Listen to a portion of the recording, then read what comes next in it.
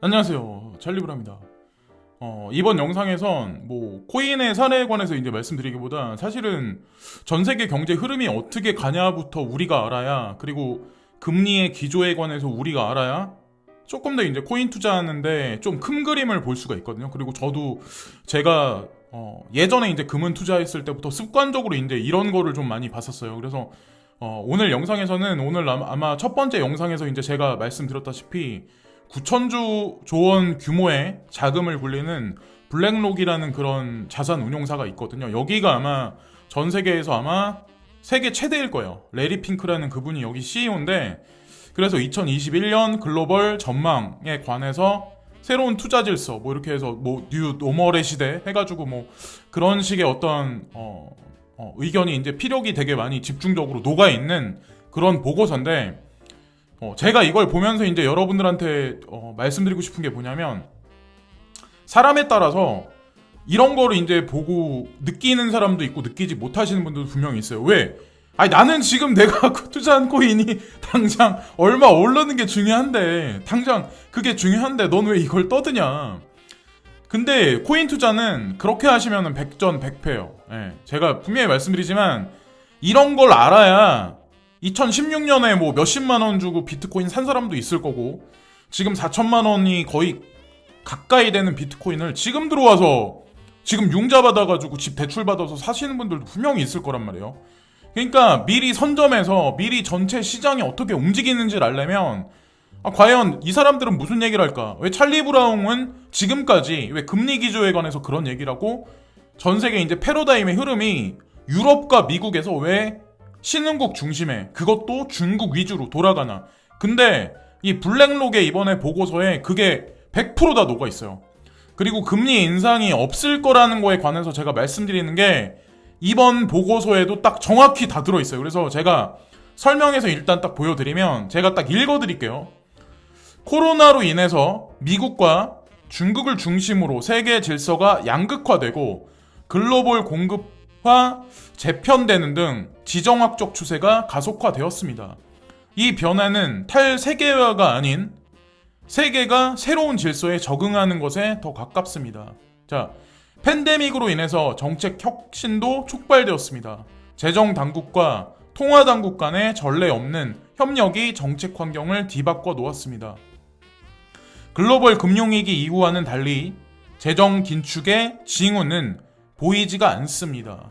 자, 재정 긴축의 징후는 보이지가 않습니다. 불평등 완화를 위한 정치적 움직임은 지속적인 정부 지출과 부채 증가를 촉진할 것입니다. 이거는 양적 완화를 지속적으로 하겠다는 의미를 이 문장에 표현한 거예요. 이걸 아마 이 뜻을 이해를 못하신 분도 있겠지만, 제가 아침에 영상에서 말씀드렸죠. 양적 완화를 지속적으로 하되 그걸 멈출 수가 없다. 지금은 테이퍼링을 할 수 없는 구간이다. 근데 어떤 분이 이제 댓글에 제넷 옐런 의장이 언제 약달러에 관해서 그거에 관해서 얘기했냐라고 이제 저한테 말씀하시는데, 뉴스를 보실 때 그냥 저는 좀 약간 단편적으로는 안 보거든요. 그러니까 이런저런 뉴스, 그냥 전반적인 상황을 보고 그냥 결론 도출을 해요. 그래서 언제서부터 언제까지는 이렇게 가겠구나, 그런 생각을 하는데, 그래서 이 보고서를 제가 어디서 이제 구해가지고 구글링 서칭하면 블랙록 보고서를 찾으시면 이게 딱 나와 있거든요. 그래서 차라리 이걸 보고 그냥 더 스탠다드하게 이거를 더 믿으시는 게 낫지 않을까, 찰리 브라운 의견보다. 근데 제 의견하고 너무 똑같기 때문에 공급망 복원력에 초점이 맞춰지면서 생산 비용이 증가할 것으로 예상되고, 이러한 환경에서 대기업의 가격 결정력이 더 높아질 것이라는 우려가 영향을 미친 것으로 보인다. 종합하면 시장이 인플레이션 리스크를 중요치 않게 받아들이는 것으로 보이며, 현 시점의 인플레이션 리스크는 지난 경기 팽창의 리플레이션 논쟁과는 결이 매우 다릅니다. 무슨 의미냐면, 분명히 그 미국 정부에서 연준에서 이제 파월 의장이 그런 얘기를 했죠. 인플레이션이 2%가 넘기까지 우리는 노력을 할 거다. 근데 여기서 말하는 건 뭐냐면, 블랙록에서 말하는 거는 인플레이션이 올라간다고 하더라도, 실질적인 인플레이션이 올라간다고 하더라도 재정 긴축 정책은 일어나지 않을 가능성이 높다. 과거와는 상당히 많이 지금 틀리다. 그래서 멈출 수가 없다. 그런 걸 사실 이 두 문단을 보면 우리가 직관적으로 알 수가 있거든요. 자, 그리고 세계화의 재구성인데 이것도 이제 재미없으실 분들도 있을 거예요. 근데 왜 자꾸 중국을 립을 하냐? 근데 저는 제가 누누이 말씀드리지만 이런 스트림의 큰 맥락의 흐름의 퍼즐을 알아야 코인 투자할 때 우리가 좀 득을 좀 약간 볼 수도 있어요. 그러니까 지금 시세가 반짝반짝거리면 사람들은 막 거기에 매달리는 경향이 없잖아 있는데 그게 아니라는 거죠. 미리 선점을 해서 저가에 내가 매점 매석을 하려면 이런 것도 좀 알아둘 필요가 분명히 있어요. 이게 특히나 블랙록에서 나온 보고서이기 때문에 중국도 글로벌 투자자들에게 자본시장을 개방하고 있습니다. 따라서 이 흐름은 단순한 탈세계화로 볼 수는 없습니다. 블랙록은 중국을 신흥국가 구별하고 전략적 포트폴리오의 핵심으로 간주를 합니다. 분산 투자와 수익률의 관점에서 중국 자산에 대한 투자 논지가 명확해 보입니다. 수많은 글로벌 투자자의 중국 투자는 여전히 과소한 상태이며 글로벌 지수에서 중국의 비중이 늘어나고 있으므로 앞으로 꾸준한 유입이 예상됩니다. 높은 부채, 위에나 가치 하락, 미국과의 갈등은 리스크의 요인입니다. 하지만 이 부분에 대해서 투자자에게 보상이 따릅니다. 자, 무슨 의미인지 나왔고, 자, 그리고 선진국의 재정 부양책이 세계 성장률에 미치는 긍정적 파급 효과, 보다 예측 가능한 바이든 행정부의 무역 및 대외 정책, 미국의 마이너스 실질 금리로 인한 달러 약세 전망 등을 이유로 전술적 차원에서 전반적인 신흥국 주식의 비중 확대 포지션을 취합니다. 일본 주식에 대해서는 비중 축소 포지션을 취합니다. 다른 아시아 시장과 전반적인 신흥국 시장에 비해 세계 무역량 증가의 수혜를 덜 입기 때문입니다. 달러와 약세는 엔화 상승을 초래하여 일본의 수출을 압박할 수가 있습니다. 그러니까 전 세계에 있는 모든 자본들이 중국과 특히나 이제 중국을 위시해서 한국으로 몰려올 가능성이 높다. 대만, 말레이시아 이런 국가들이라고 이제 보시면 돼요. 바이러스와 관련 상황 전개도 또 다른 핵심의 요인입니다. 아시아, 그러니까 일본 제외, 주식 및 아시아 채권에 대해서는 비중 확대 포지션을 취합니다.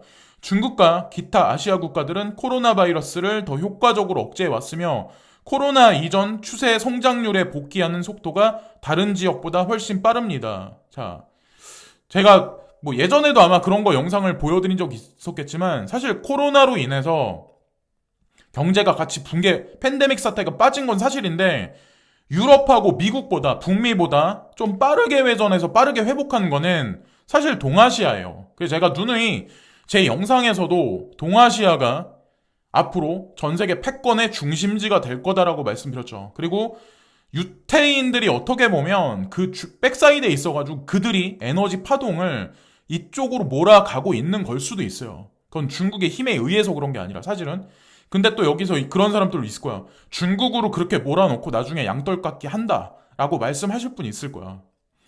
근데 글쎄요. 그거는 아니라고 생각하고 중국은 글로벌 성장률의 관점에서 다른 국가와 크게 차별화되며 신흥국가는 별개의 투자처로 간주되고 있습니다. 자, 그래프도 여기 딱 나와 있죠. 2020년까지. 그래서 실질 GDP 컨센서스 전망과 IMF 전망이 그대로 일치해서 지속적으로 상승할 가능성이 있다. 그래서 주식시장도 아마도 이제 태동을 되게 많이 할 가능성이 높다라고 생각해요. 중국 주식 이외에 한국 주식도 마찬가지로 뭐 대만 주식도 뭐 상승하긴 하겠지만 참고로 마윈 회장, 알리바바의 마윈 회장이 돌아왔다는 얘기가 있거든요. 근데 제가 느끼기에는 아마 1분기, 뭐 2분기가 넘어가지 않는 어느 시점 내에서는 엔트파이낸셜 IPO를 가지고 아마 통수를 칠 가능성이 상당히 높지 않을까.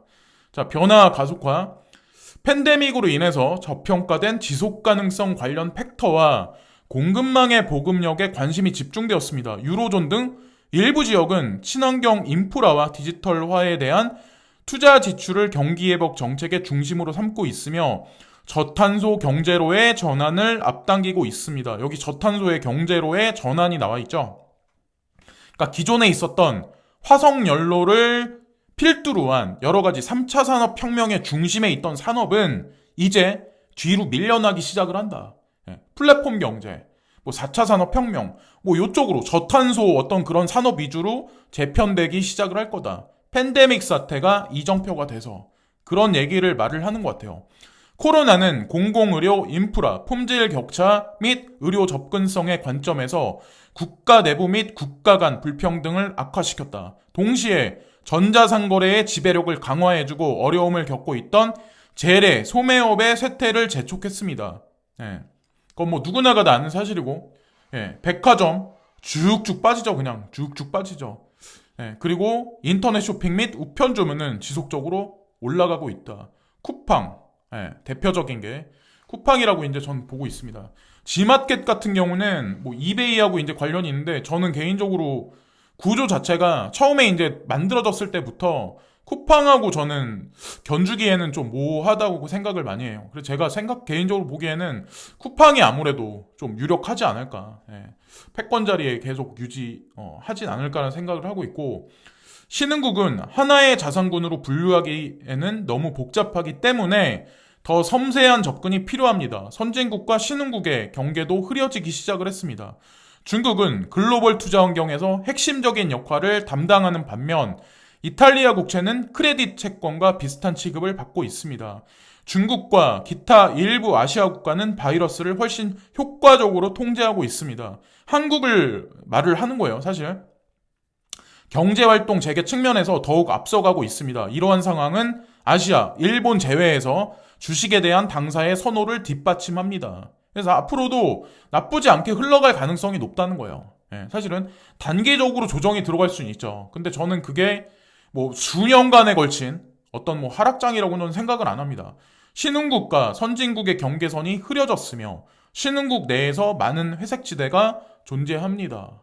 자, 신흥국 중에도 회색지대는 러시아, 터키, 페루, 칠레, 헝가리, 인도네시아, 남아프리카 공화국, 브라질 뭐 요런 데들, 그리고 노란색들, 예, 선전할 국가들이 한국, 대만, 말레이시아, 필리핀, 중국, 예, 태국, 예, 그리고 인디아. 참고로 인디아는 중국은 지금 4차 산업혁명 쪽으로 넘어가는 과도기인데 3차 산업에 있는 생산 기지나 이런 것들이 향후 이제 10년을 두고 저는 인도 쪽으로 넘어갈 거라고 생각을 하거든요. 그걸 발판으로 해서 인도의 GDP, GNP는 상승을 할 거고, 예, 그리고 중국 같은 경우는 조금 함축해서 4차 산업혁명에서는 아마 제가 보기에는 조금, 예, 아시아권이 블록체인이나 이 페이먼트 어떤 그 금융에 관해서는 좀 약간 주도권을 잡지 않을까라는 생각을 합니다. 그 핵심에는 예전에는 미국의 유럽 같은 경우는 예전에 JP 모건, 골드만삭스 뭐 이런 게 주도를 했으면 아마도 제가 생각했을 때는 싱가포르를 위시로 한, 지역적으로는 싱가포르를 위시로 한 엔트파이낸셜이 아무래도 한 자리를 하지 않을까, 제 개인적으로 이제 전망을 하고 있습니다. 그래서 블랙록의 어떤 이 보고서를 보고 뭐 이게 100% 맞다라고 생각 안 하실 분들도 분명히 있을 거예요. 금리 인상 기존 올 거고 주식시장은 폭락을 할 거야, 집값은 떨어질 거야 라고 보실 분도 있겠지만, 제가 누차 말씀드리지만 블랙록의 여기 전문가들도 그런 비슷한 견해를 피잖아요. 지금 상황에서 멈출 수가 없어요. 재정 확대 정책을 여기서 멈출 수가 없어요. 예.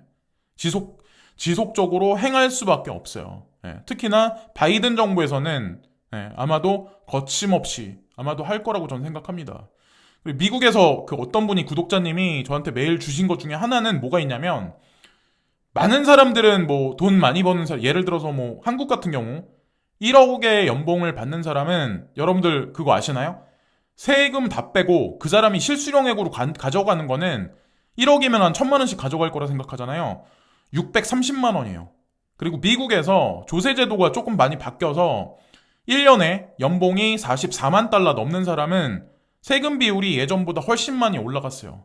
예. 50% 정도 되는 건 아니지만 제가 그 퍼센테이지를 까먹었지만 어쨌건 그렇게, 예. 부익부는 사실이긴 하지만 예전보다 부자 증세가 조금 더 많이 가파라지고 있는 건 사실이에요. 예. 제가 보니까 그게 이제 한국에 국한된 얘기는 아닌 것 같더라고요. 그래서 국세청이 아마 칼자루를 빼들고 여기저기 이제 돌아다닐 시점이 머지 않았다는 생각을 좀 한편으로 하거든요. 그래서 뭐 여러분들이 이제 코인으로 돈 버시면 뭐 세금 내야죠. 세금 내고 저도 그렇고 뭐 다른 분들 다 내야죠. 어쨌든 코인 가격만 올려놓으면 되는데, 세금을 많이 가져가려면 기본적으로 코인 가격을 올려놔야 된다. 당연히 비례하니까. 세수 창출도 거기에 비례하니까. 예.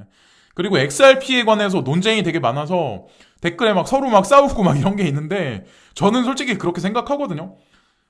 저는 제가 2016년에 처음에 이제 코인 시장에 투자를 처음 했을 때 그때 제가 바라보는 눈에 제 느낌을 그냥 XRP를 제가 지금 바라보는 그 시선이 있기 때문에 그냥 조금 사서 이제 가지고 있는 거지 그걸 뭐 여러분들한테 사서 뭐 그걸 큰 재산이 될 거라고 그렇게 얘기하는 건 아니에요. 그거는 뭐 제 개인적인 생각일 뿐이니까. 그리고 내가 만약에 위험하다라고 생각하면 투자를 할 필요가 없어요. 홀딩할 필요도 없고 그렇지 않을까요? 그리고 제가 누누이 말씀드리지만 일반 대중들이 100% 직관적으로 느낄 정도까지 올 정도면 무슨 매스미디어나 무슨 어디서 뭔가 올 정도면 이미 가격은 그 자리에 있지 않는다니까요.